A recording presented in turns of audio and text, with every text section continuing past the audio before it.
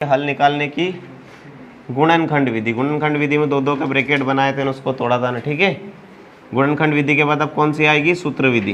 दूसरी कौन सी आएगी?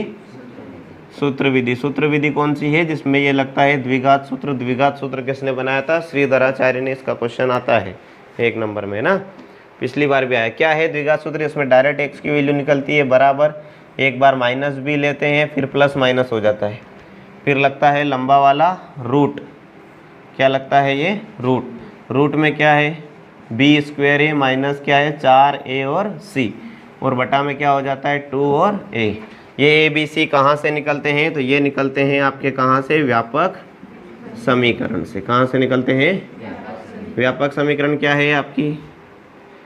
a x square plus b x plus c बराबर 0। ये प्लस माइनस हो सकता है, ठीक है। एक उदाहरण दे के देखें। अगर उदाहरण क्या होता है, जैसे मैंने ले लिया 3x square plus 7x plus गुण 50 बराबर 0, ये ऐसी समीकरण आती है।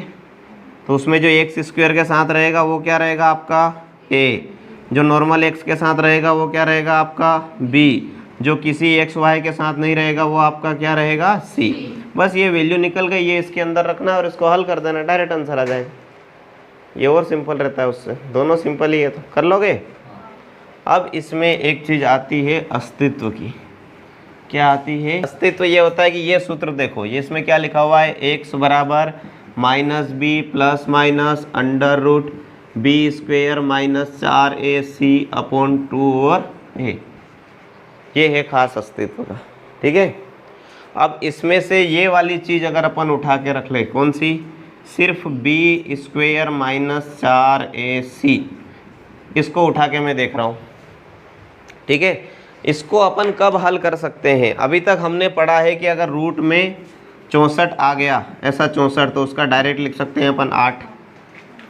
अरे बात समझ में क्यों नहीं आ रही? पक्का? लेकिन अगर रूट में माइनस 64 आया तो उसका क्या लिखेंगे? उसका कुछ नहीं लिख सकते, है ना। ये कल्पनीय है, ठीक है, इमेजरी नंबर है। ये इमेजरी नंबर का एक इंग्लिश में होता है कि अगर -64 रूट आ गया तो उसको 8i लिख लेते हैं, आई लगा देते हैं इमेजनरी का। अरे बात समझ में। लेकिन रियल बात तो ये है कि हम माइनस की चीज़ों का कभी भी नहीं निकाल सकते। अगर कोई चीज़ माइनस में आ गई तो वो एक मात्र क्या हो सकती है? क्या बोलते हैं उसको? मन से कर सकते हैं, अपन मन में सोच सकते हैं। रियल में ऐसा पॉसिबल है ही नहीं कि -64 का रूट निकाल दो, कि माइनस के 100 का रूट निकाल दो। आगे बात समझ में नहीं आई? आगे ना, रूट के अंदर कैसी चीज़ होनी चाहिए? सिर्फ प्लस की चीज़ होनी चाहिए। कैसी होनी चाहिए? प्लस की। तो अब ये वाली वैल्यू जब प्लस की आएगी तो ये सही साठ हल होगा। चीज़ आई तो ही इसका निकलेगा, है ना। माइनस की चीज़ आई तो इसका नहीं निकलेगा। और अगर 0 आ गया तो इसको हल करने पर, जो ना प्लस होता है ना माइनस होता है, तो क्या होगा? तो ये फ़ायदा होगा अपना कि ये पूरा 0 हो जाएगा। ये 0 होने पर ये पूरा हट जाएगा। समझ रहे हो बात? ये 0 होने पर ये हट गया तो फिर प्लस माइनस की कोई ज़रूरत ही नहीं पड़ी। ज़रूरत ही नहीं पड़ी तो ये जो चीज़ रहेगी -b/2 है, इसको ही 2 बार लिख लेंगे। इसको ही 2 बार लिख लेंगे। मतलब 0 आया तो मूल कैसे आ गए अपने?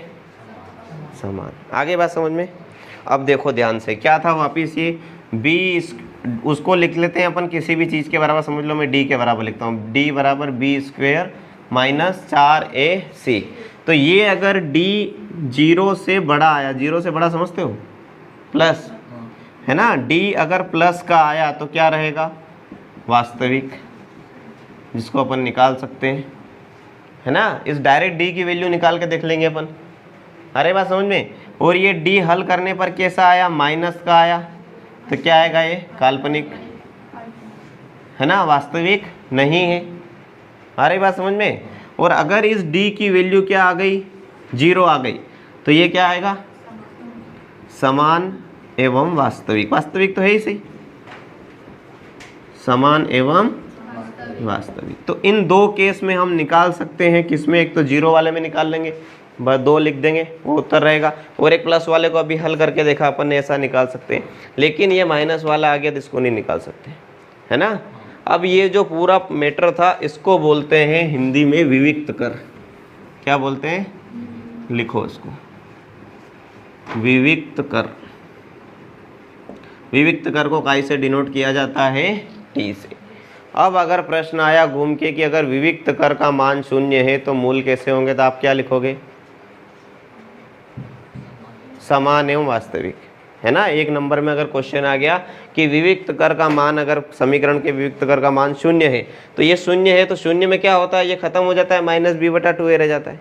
अगर उसने बोल दिया कि विविक्त कर का मान ऋणात्मक है, ऋणात्मक समझते हो ना, क्या माइनस, ऋणात्मक है, माइनस में है, तो आप क्या लिखोगे कि उसके काल्पनिक, है ना।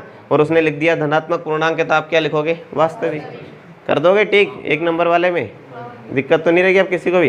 देखें इसके क्वेश्चन वियुक्त कर वाले के। अब चलो करो आगे, ये बहुत